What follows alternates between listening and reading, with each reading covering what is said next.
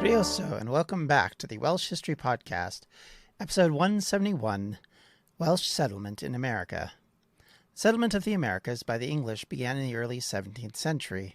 The first lasting English colony arrived in 1607 as they established Jamestown in Chesapeake Bay. Within another generation, in 1620, another batch of colonists arrived. These ones were the Puritans, who arrived at Plymouth, and 10 years later, the Massachusetts Bay Colony was established, which brought even more settlers to the area. Each of these colonies were begun for a variety of reasons, but relied on trade with Britain to continue to expand and to financially grow. This would mean that the settlers would arrive in growing amounts to this new world. Today, we are going to specifically talk about one Welsh group, but in order to do so, we need to give a fair bit of background. So apologies for going off on a bit of a tangent before we get back to the whole point of this episode. In 1647, in the East Midlands of England, a new religious group rose up during the height of the English Civil War, a subject we have not touched on yet, but will be doing so soon from the Welsh perspective. George Fox, a particularly strong preacher, spoke against the English Church. He'd been brought up a Puritan, a group generally considered to already be on the extreme side of religious Christianity at the time. By the time he was 19 years old, he was not content with the Anglican Church, and his desire for purity of mind and body led him to go down a different road than many of his peers. There were many reasons for this. Fox was led by visions and voices, founded on an ideal at first that had the following at their heart. 1. Rituals are not necessary for conversion. That means baptism, confirmations, or any of that kind of thing. Any sort of the normal procedures of Christianity are not important and not necessary. 2. Preachers and pastors are appointed by God, not by study. Education, if you don't have a calling, is meaningless, would I guess be the way they would be described. 3. Religion goes beyond the church building. It does, and you can worship at any point and anywhere. And all of this can reach God. In fact, the Society of Friends, as they'll eventually be called, did not believe in churches as buildings that they should be in normally. And in fact, even to this day, do not refer to their own buildings as churches. 4. Inner belief should guide the convert as much as the Word of God did. Therefore, the Bible was a tool, but not the end-all for that person. 5. He saw no separation of the Trinity. In other words, God the Father, God the Son, and the Holy Spirit were not separate in some way, but yet all one being all of the time. There is no Trinity. They are the God. Fox began to spread his doctrine to the public across the kingdom and in Holland. Even went as far as Barbados in the English colony in the Caribbean to spread these ideas. The Dutch, along with the English and those in the Caribbean, all took to this ideal and thought of it important enough to continue to believe in it. Eventually, as would happen so often in this period, he was arrested for blasphemy. Fox continued preaching, though, and gained a large following within around 10 years.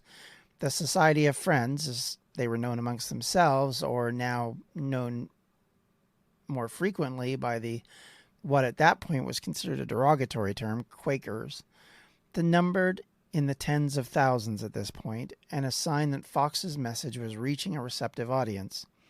But their stance on authority put them at odds with the mainstream in a period where that mattered, and the Parliament in the end passed the Quaker Act in 1662, which set the form of prayer and worship that would exclude the Society of Friends from the mainstream even more. Going back to the 1650s, Quakers were making their way to America and creating friction with the local authorities in Plymouth and the Massachusetts colonies. The reason for this is because Quakers at the time were more confrontational than they are now. They would actually go to other meetings and sit in the back and effectively try and argue for why their religious beliefs were better, their understanding about the light of Christ and how it affected them as individuals being more important, or at least as important as anyone standing at a pulpit or preaching, or anybody, in other words, who was in authority or could be held in authority. They were very much sort of the anti-Catholics in that respect, but of a type that would conflict with their Protestant fellows as much as they would ever have conflicted with the Catholic ones. Mary Dyer was executed on June 1st, 1660, for preaching in Boston. She was one of many Quaker women who had settled in America and who had taken the religion out to the public and had been seen as being hostile to the normal Puritan ways. Of course, the irony of the Puritans at this point was they were perceived as a persecuted and left out group who had come to America specifically to try and create their own heaven on earth. And here this other religion comes in a similar nature, and they also are persecuted by the same group. This persecution and eventual execution brought a great deal of sympathy to the Quaker movement in America as well as in the courts of England. King Charles II was one of those who was sympathetic to Mary and set forward that Massachusetts colony could no longer handle out death sentences to anyone claiming to be a Quaker. It was in this time period that Fox sought to get his movement around the law which was impeding them. Fox wrote out that the Quakers were intending to live peaceably with their neighbors and looked to remove the Quakers from any accusations of plot or fighting, and demonstrating their innocency, as he would describe it.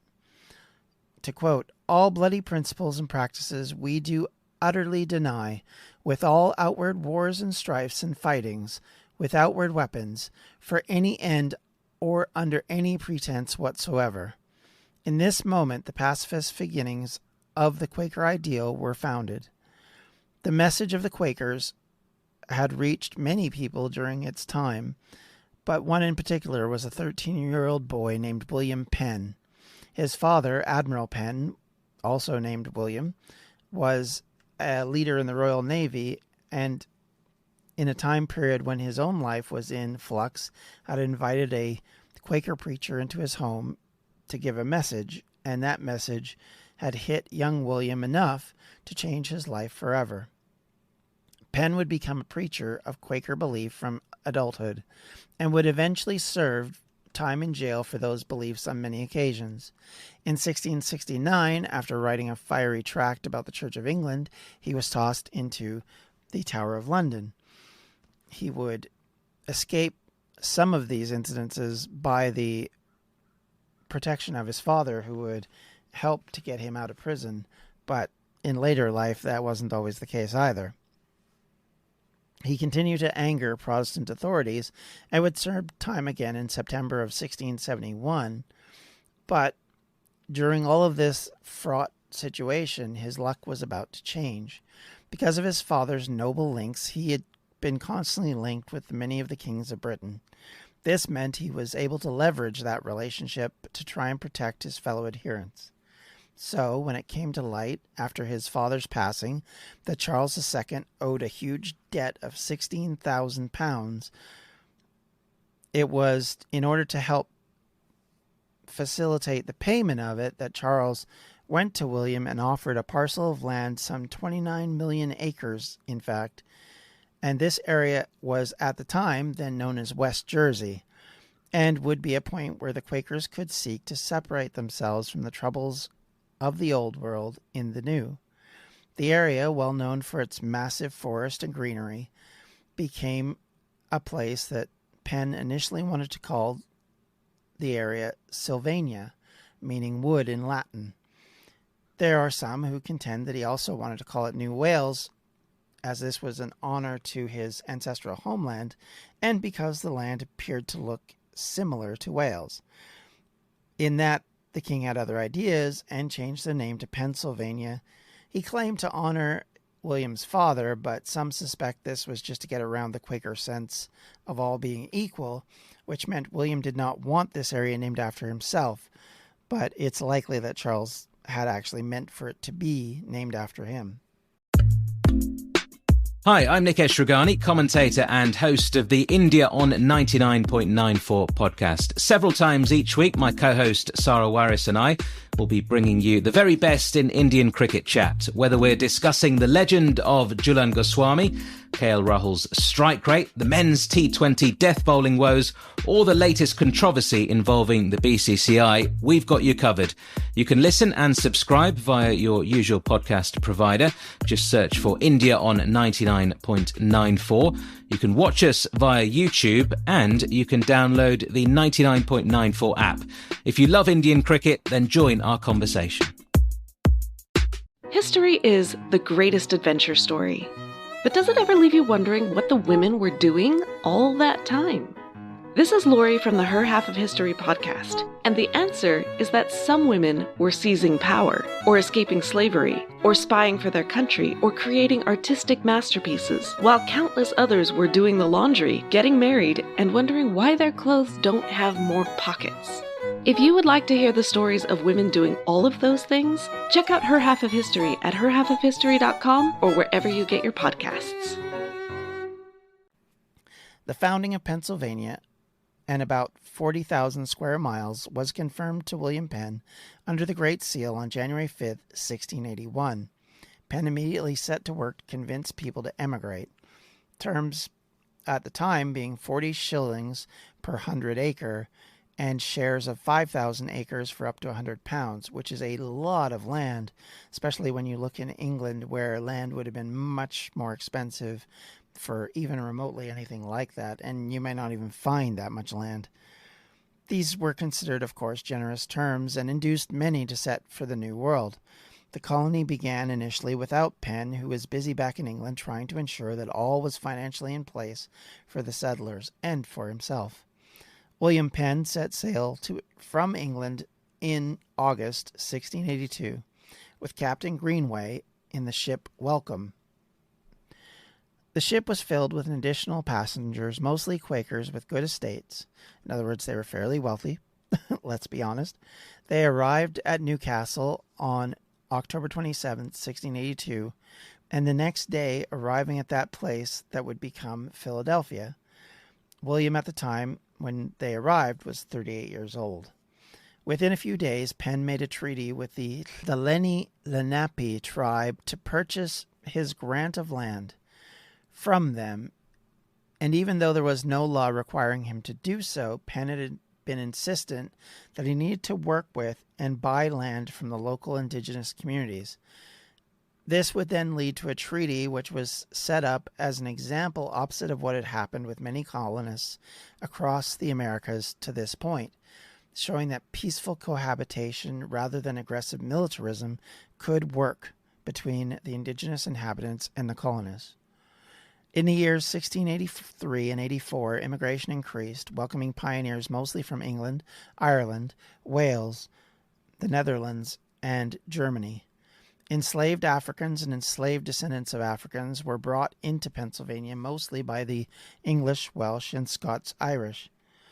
In 1696, after a tumultuous time back in England, having been arrested several times for disloyalty, Penn returned to Pennsylvania to establish the landmark Charter of Privileges, which was approved in 1701. This particular charter, it has been argued, is a precursor to the modern Constitution of the United States and the Bill of Rights because of the things that it gave people. Obviously, the Quakers, very cognizant of their own problems, gave freedom of religion as a key tenet, gave a bunch of other freedoms which didn't exist in most of the rest of the colonies at this point. Welsh immigration to Pennsylvania was initially Welsh Quakers who were offered what they saw as a pretty good deal. In about 1681, a group of Welsh Quakers met with William Penn to secure a grant of land which then they can conduct their affairs in their own language. The Welsh committee, headed by John Roberts, or John Ap John, as I saw him mention in a couple of things, came to Penn wanting to buy land, but also to have assurances that they would be able to do so while maintaining their culture and language. As a part of this, they wanted a self-governing area which would allow them to handle their affairs internally and avoid having to get others involved.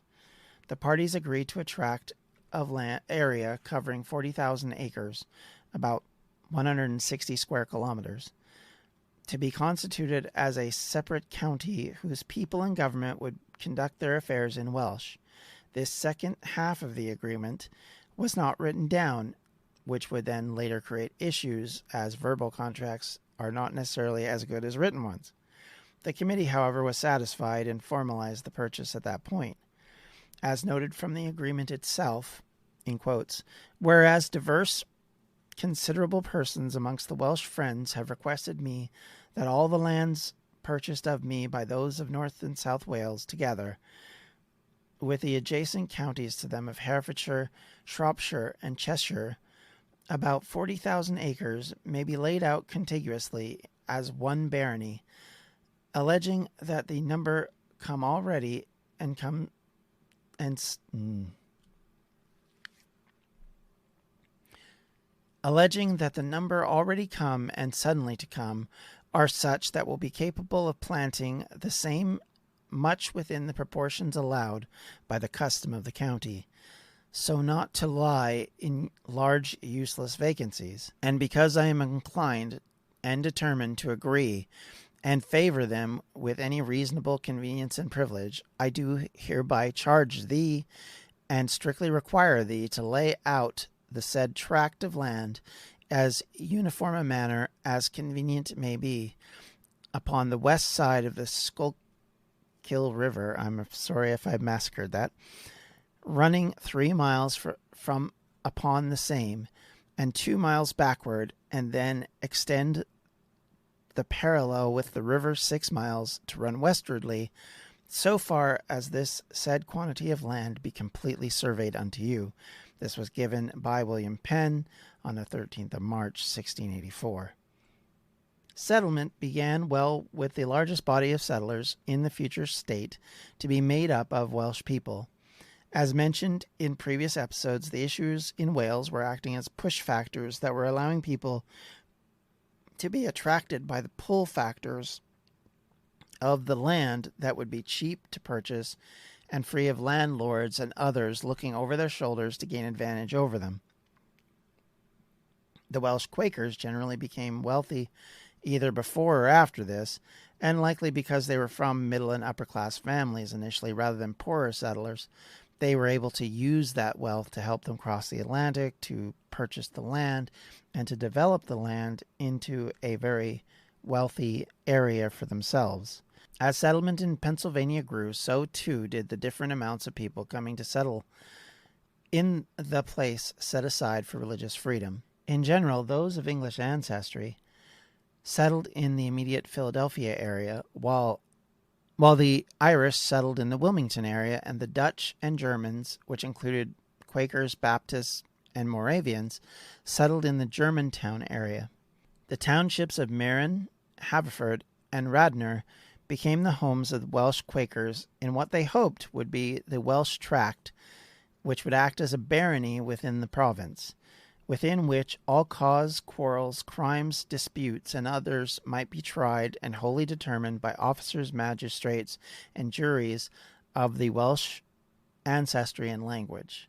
In August of 1682, the first Welsh immigrants arrived from the county of Monmouthshire in the north of Wales. They came to Pennsylvania on the ship Leon, sailing up the Schuylkill River as far as it was safe to do so.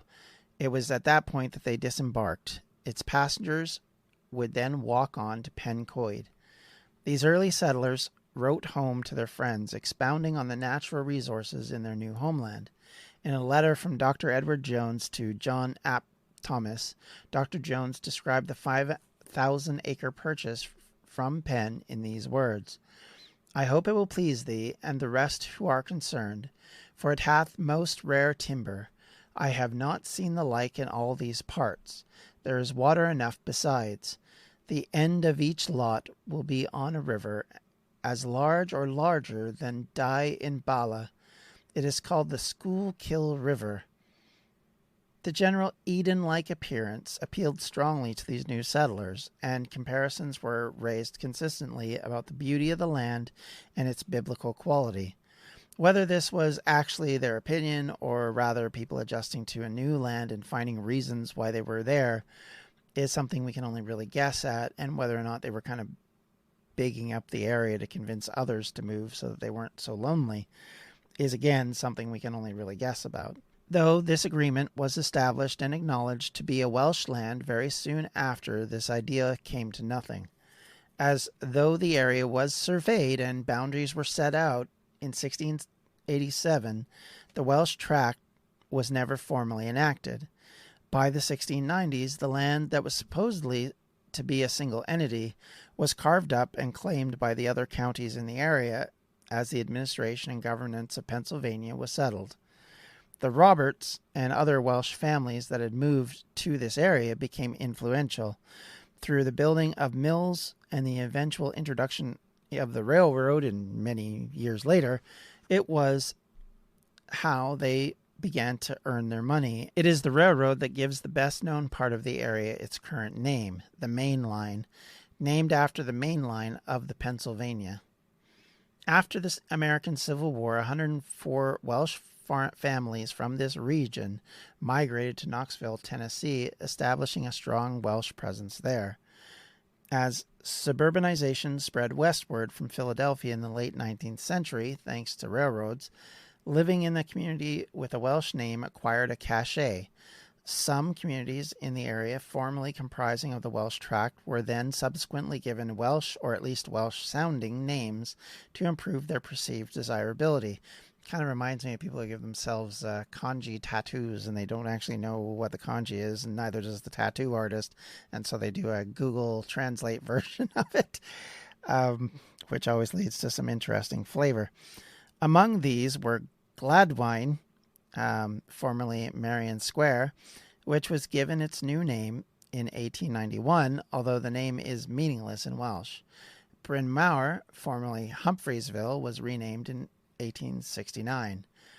Of course, this idea of changing names into more Welsh names, the irony is not lost on me by any means, as, of course, this is a current debate in Wales over the changing of names to more anglicized naming, and how that's influenced attitudes and opinions in Wales and has a lot of political conflict going on right now.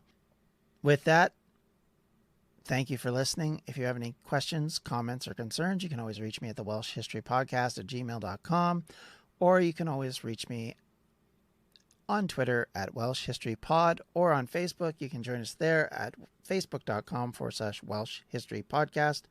And if you would like to help fund this little project, you can do so at patreon.com/Welsh History.